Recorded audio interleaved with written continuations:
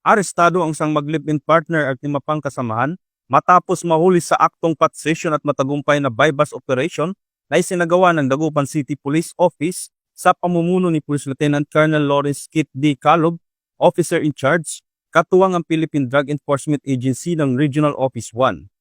Ayon sa ulat, naganap ang operasyon mula alas 10 ng gabi ng Oktubre 11 hanggang alas 12 ng madaling araw ng Oktubre 12, 2025 sa isang bahay kung saan naabutan ng mga sospek na nagsasagawa ng possession.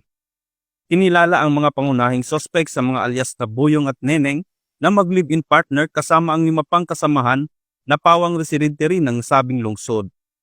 Nasamsam mula sa mga naarestong sospek ang tinatayang 11 gramo ng hininalang shabu na nagkakahalaga ng 74,800 pesos at 5.2 gramo ng hininalang marijuana na nagkakahalaga ng 640 pesos na nakalagay sa mga transparent plastic sachet.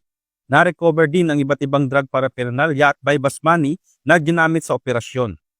Kasalukuyang nasa kustodiya na ng Dagupan City Police Office ang mga sospek habang inihanda ang kasong paglabag sa Section 5, 11, 12 at 15 ng Article 2 ng Republic Act 9165 o ang Comprehensive Dangerous Drugs Act of 2002.